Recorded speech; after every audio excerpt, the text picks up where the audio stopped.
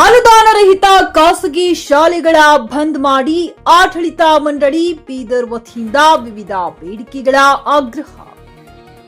ಬೀದರ್ ಮಡಿವಾಳ ಮಾಚಿಯ ವೃತ್ತದಿಂದ ಹಮ್ಮಿಕೊಂಡ ಖಾಸಗಿ ಶಾಲೆಗಳ ಮಂಡಳಿಗಳ ಆಡಳಿತ ಸಂಘ ಬೀದರ್ ಅವರು ಸೇರಿಕೊಂಡು ವಿವಿಧ ಬೇಡಿಕೆಗಳ ಹೋರಾಟ ಮಾಡಿದರು. ಸರ್ಕಾರ ಇಂದು ನಮ್ಮ ಬೇಡಿಕೆಗೆ ಕೇಳಿಲ್ಲವೆಂದರೆ ಬರುವ ದಿನಮಾನಗಳಲ್ಲಿ ರಾಜ್ಯಾದ್ಯಂತ ಉಗ್ರವಾದ ಹೋರಾಟ ಮಾಡಲಾಗುವುದೆಂದು ಹೋರಾಟಗಾರರು ತಿಳಿಸಿದರು. ಸರ್ಕಾರಕ್ಕೆ ನಮ್ಮ ಬೇಡಿಕೆಗಳು ಮೊದಲನೆಯ ನವೀಕರಣ ಸರಳಗೊಳಿಸಿ, ಆರ್ಟಿಇ ಖಾಸಗಿ ಶಾಲೆಗಳಿಗೆ ವಿಸ್ತರಿಸಿ, ಖಾಸಗಿ ಶಾಲಾ ಶಿಕ್ಷಕರಿಗೆ ವೇತನ ಕೊಡಿ. ಇವೆಲ್ಲವೂ ನಮ್ಮ ಖಾಸಗಿ ಸಂಸ್ಥೆ ಶಿಕ್ಷಕರ ಬೇಡಿಕೆಗಳು ಇರುತ್ತವೆ.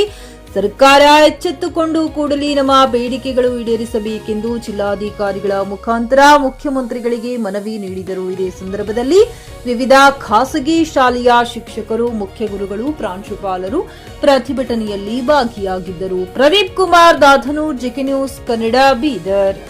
ನಾನು ಶಿವಲೀಲಾ ಅರುಣ್ ಕುಮಾರ್ ಹಂದಳ್ ಅಂತ. ನಾನು ಹುಮ್ನಾಬಾದ್ ಶಾಲೆಯಲ್ಲಿ ರವೀಂದ್ರನಾಥ್ ಟ್ಯಾಗೋರ್ ಕಾನ್ವೆಂಟ್ ಸ್ಕೂಲ್ನಲ್ಲಿ ಕಳೆದ 5-6 ವರ್ಷಗಳಿಂದ ಸೇವೆಯನ್ನು ಸಲ್ಲಿಸುತ್ತಾ ಇದ್ದೇನೆ. ಈಗ ನಾವು ಕೆಲವೊಂದು ಬೇಡಿಕೆಗಳನ್ನು ಸನ್ಮಾನ್ಯ ಶ್ರೀ ಸಿದ್ದರಾಮಯ್ಯ ಮುಖ್ಯಮಂತ್ರಿ, ನಮ್ಮ ಕರ್ನಾಟಕದ ಮುಖ್ಯಮಂತ್ರಿ ಅವರಿಗೆ ಸಲ್ಲಿಸಲು ಇಲ್ಲಿ ನಾವು ಇಂಥ ರಣ ಬಿಸಿಲಿನಲ್ಲಿ ಬೇಡಿಕೆಯನ್ನು ಸಲ್ಲಿಸಲು ಬಂದಿದ್ದೇವೆ. ಏನಂದರೆ, ಕಳೆದ 30 ವರ್ಷಗಳಿಂದ ನಾವು ಗ್ರಾಮೀಣ ಮತ್ತು ನಗರ ಭಾಗಗಳಲ್ಲಿ ಕನ್ನಡ ಶಾಲೆಗಳನ್ನು ಉಳಿಸಿ ಮತ್ತು ಬೆಳೆಸಿಕೊಂಡು ಬರುತ್ತಿದ್ದೇವೆ. ಅದರಿಂದ ನಮ್ಗೆ ಏನೇನು ಅದರ ಲಾಭ ಅಂತ ನಮಗೆ ಕೊಟ್ಟೇ ಇಲ್ಲ. ಬಸ್ ನಾವೇ ಬಹಳ ಶ್ರಮಪಟ್ಟು ಹಳ್ಳಿ ಮಕ್ಕಳನ್ನೆಲ್ಲ ನಮ್ಮಲ್ಲೆಲ್ಲ ಎಜುಕೇಷನಾಗಿ ಕರ್ಕೊಂಡು ಬಂದು ಎಲ್ಲ ಬೆಳವಣಿಗೆ ಮಾಡಿಸ್ತಾ ಇದ್ದೇವೆ. ಕಳೆದ 30 ವರ್ಷಗಳಿಂದ ಶಾಲೆಗಳಿಗೆ ಯಾವುದೇ ಸರ್ಕಾರದ ಅನುದಾನವನ್ನು ಲಭ್ಯನೇ ಆಗೇ ಇಲ್ಲ. ಇಂಥ ಭಾಳಷ್ಟು ಪ್ರತಿಭಟನೆಯನ್ನು ನಾವು ಬಹಳಷ್ಟು DC ಅವ್ರ ಮುಂದೆ, ಜಿಲ್ಲಾಧಿಕಾರಿಗಳ ಮುಂದೆ, ಬೆಂಗಳೂರಿನಲ್ಲಿ ಸಹ ಮಾಡಿದ್ದೇವೆ. ಆದರೆ ಏನೂ ಉಪಯೋಗ ಆಗಲಿಲ್ಲ. ಭರವಸೆ ಮತ್ತು ನಿರಾಸೆ. ಭರವಸೆ ಕೊಡ್ತಾರೆ, ಆದರೆ ನಿರಾಸೆಯನ್ನು ಕೂಡ ಅವರೇ ಮಾಡ್ತಾರೆ. ಅದವರ ಆ್ಯಸ್ ಯೂಶುವಲ್ ಅದವ್ರದ್ದು. ಕಳೆದ 1 ವರ್ಷದಿಂದ ಶಿಕ್ಷಣ ಸಚಿವರು ಮತ್ತು ಮುಖ್ಯಮಂತ್ರಿಗಳು ಅನುದಾನ ನೀಡುವ ಭರವಸೆ ನೀಡಿದ್ದರು. ಆದರೆ ಬಜೆಟ್ ಘೋಷಣೆಯಲ್ಲಿ ಯಾವುದೇ ಅನುದಾನ ಪ್ರಸ್ತಾಪವಿಲ್ಲದಿರುವುದು ನಮ್ಮನ್ನು ಸಂಕಷ್ಟಕ್ಕೆ ದೂಡಿ ನಮ್ಮನ್ನು ಭಾಳಷ್ಟು ಕಷ್ಟಕ್ಕೆ ದೂಡ್ತಾ ಇದೆ. ಪ್ರೈವೇಟ್, ಅಸೋಸಿಯೇಷನ್ ಅವರಿಗೆಲ್ಲರಿಗೂ. ಈಗ ಪ್ರಮುಖವಾಗಿ ನಾವು 3 ಬೇಡಿಕೆಯನ್ನು ಸಲ್ಲಿಸುತ್ತಿದ್ದೇವೆ. ಯಾವುವು ಅಂದರೆ, 1995ರ ನಂತರ ಪ್ರಾರಂಭವಾದ ಕನ್ನಡ ಮಾತೃಭಾಷಾ ಶಾಲೆಗಳಿಗೆ ತಕ್ಷಣವನ್ನು ಅನುದಾನವನ್ನು ಒದಗಿಸುವುದು ಒಂದನೇದು. ಎರಡನೇದು, ಬಡವರಿಗೆ ಆಸರೆಯಾಗಿರುವ RTE ಅಂದರೆ ಶಿಕ್ಷಣ ಹಕ್ಕು ಕಾಯ್ದೆಯನ್ನು ಪುನಃ ಜಾರಿಗೆ ತರುವುದು. ಆಮೇಲೆ 3ನೇದು ಏನಂದರೆ, ಖಾಸಗಿ ಶಾಲೆಗಳ ಮಾನ್ಯತೆ ನವೀಕರಣ ಪ್ರಕ್ರಿಯೆಯನ್ನು ಸರಳಗೊಳಿಸುವುದು. ಇವು ಪ್ರಮುಖವಾಗಿ ನಮ್ಮ ಶಾಲೆಯ ಪ್ರೈವೇಟ್ ಖಾಸಗಿ ಶಾಲೆಯ ಬೇಡಿಕೆಗಳು. ಪ್ರಮುಖವಾಗಿ 3 ಬೇಡಿಕೆಗಳನ್ನು ಸಲ್ಲಿಸುತ್ತಿದ್ದೇವೆ.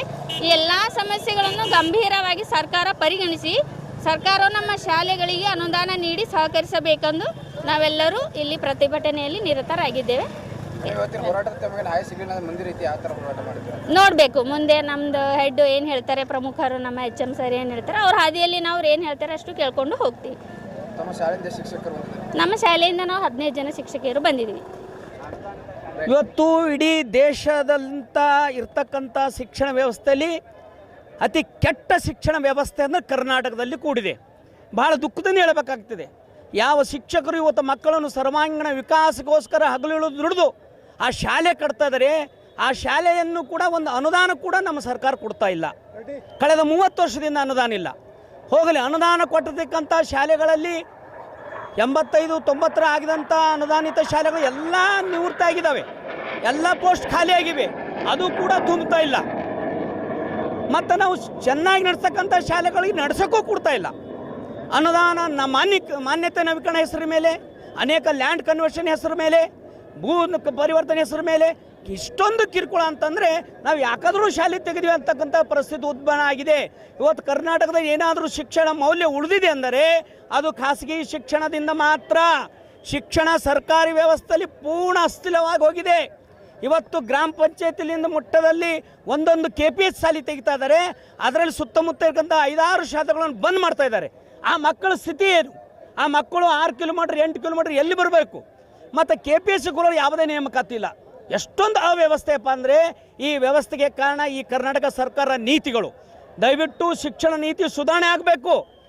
ಪಾಠ ಮಾಡಿ ಪರಿಶ್ರಮ ಪಡೋ ಶಿಕ್ಷಕರಿಗೆ 2 ತುತ್ತು ಅನ್ನ ಸಿಗಬೇಕು. ಇದು ನಾವು ಕೇಳ್ತಾ ಇದ್ದೀವಿ ಸರ್. ಶಿಕ್ಷಕರು ನೆಮ್ಮದಿಯಿಂದ ಪಾಠ ಮಾಡಲು ಒಂದಿಷ್ಟು ಅನುದಾನ ಕೊಡಿ ಅಂತ ಕೇಳ್ತಾ ಇದ್ದೀವಿ. ಇಲ್ಲ, ಇನ್ನು ನಿನ್ನೆ ಮೊನ್ನೆ ತೆಗೆದೀವಿ ಶಾಲೆ 15ರಿಂದ 21 ತೆಗೆದೀವಿ. ನೋಡಿ ಬನ್ನಿ ನಮ್ಮ ಶಾಲೆಗಳು ಹೇಗಿವೆ. ಒಂದೊಂದು ಶಾಲೆ ಅಷ್ಟೊಂದು ಚೆನ್ನಾಗಿ ನಾವು ಕನ್ನಡ ಉಳಿಸ್ಕೊಂಡು ಬೆಳೆಸ್ಕೊಂಡು ಬರ್ತಾ ಇದ್ದೀವಿ. ಆದರೆ ನಮ್ಮ ಸರ್ಕಾರದಿಂದ ಯಾವುದೂ ಪ್ರೋತ್ಸಾಹನ ಇಲ್ಲ. 108 ಷರತ್ತು ಹಾಕಿ ಕಿರುಕುಳ ಕೊಡ್ತಾ ಇದ್ದಾರೆ. ಅನುದಾನ ಅಂತೂ ಬಿಡಿ, ಚೆನ್ನಾಗಿ ನಡ್ಸಕ್ಕೆ ಬಿಡ್ತಾ ಇಲ್ಲ. ಹೀಗಾಗಿ ಶಿಕ್ಷಕರು ಕೂಡ ಗದ್ದಲದಲ್ಲಿದ್ದಾರೆ, ಆಡಳಿತ ಮಂಡಳಿಗಳು ಕೂಡ ಗದ್ದಲದಲ್ಲಿದ್ದಾರೆ. ಈ ಸಮಸ್ಯೆ ಪರಿಹರಿಸಬೇಕಂತ ಇಡೀ ನಮ್ಮ ಕಲ್ಯಾಣ ಕರ್ನಾಟಕ ಅಷ್ಟೇ ಅಲ್ಲ, ಇಡೀ ಕರ್ನಾಟಕದ ಆಡಳಿತ ಮಂಡಳಿ ಶಿಕ್ಷಕರ ವರ್ಗ ವಿನಂತಿ ಮಾಡ್ಕೋತೀವಿ. ಖರೀದಿಸುವ ಪ್ಲಾನ್ ಇದ್ದೀರಾ? ಹಾಗಾದ್ರೆ ಕೇತಕಿ ಡೆವಲಪರ್ಸ್ ನಲ್ಲಿ ಮೂಲಭೂತ ಸೌಕರ್ಯಗಳುಳ್ಳ CC road, footpath, garden, under drainage, water supply, ಉತ್ತಮ ಪರಿಸರವುಳ್ಳ ಫ್ಲಾಟ್ಸ್ ಲೇಔಟ್ ಲಭ್ಯ. ಬೀದರ್, ಹುಮ್ನಾಬಾದ್ ಸೇರಿದಂತೆ ಹಲವು ಭಾಗಗಳಲ್ಲಿ ಸುಂದರ ಲೇಔಟ್ಗಳಿದ್ದು ಅತ್ಯುತ್ತಮ ಬೆಲೆ, ಇಎಂಐ ಸ್ಕೀಮ್ಸ್ ಅನ್ನು ಲಭ್ಯ. ಹಾಗಿದ್ರೆ ತಡೆಯಾಕೆ? ಹಿಂದೆ ಸಂಪರ್ಕಿಸಿ 7676474747 MD ಸಂಗಮೇಶ್ ಚಿದ್ರಿ, ಹುಮ್ನಾಬಾದ್. ಗ್ರಾಹಕರ ಸ್ಯಾಟಿಸ್ಫ್ಯಾಕ್ಷನ್ ನಲ್ಲಿ ನಂಬರ್ 1 ತೃಪ್ತಿಕರ ದೈಹಿಕವಾದ ಹುಮ್ನಾಬಾದ್ನ ಎಸ್ವಿ ಟಿವಿಎಸ್ ಶೋರೂಮ್ ನಿಮಗಾಗಿ ತರುತ್ತಿದೆ ಹೊಸ ಮಾಡೆಲ್ಗಳ ಹೊಸ ಬೈಕ್ಗಳು. ಇಲ್ಲಿ ಟಿವಿಎಸ್ ನ ಸ್ಪೇರ್ ಪಾರ್ಟ್ಸ್ ಹಾಗೂ ಸರ್ವಿಸ್ ಕೂಡ ಲಭ್ಯ. ಹಾಗಿದ್ರೆ ತಡೆಯಾಕೆ? ಹಿಂದೆ ಭೇಟಿ ನೀಡಿ. ನಾಗಲಕ್ಷ್ಮಿ ಧಾಬಾ ಹತ್ತಿರ, ಗುಲ್ಬರ್ಗಾ ರೋಡ್, ಹುಮ್ನಾಬಾದ್. ಹೆಚ್ಚಿನ ಮಾಹಿತಿಗಾಗಿ ಸಂಪರ್ಕಿಸಿ 8494951009.